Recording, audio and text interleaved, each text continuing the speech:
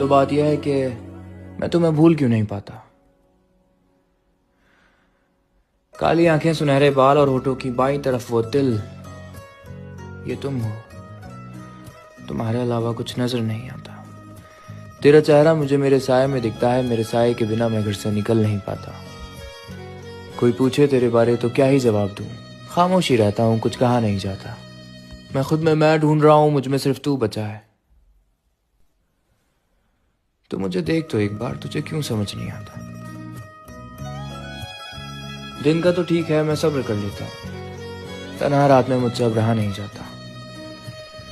सवाल हमेशा से यही था, जवाब आज भी नहीं मिला।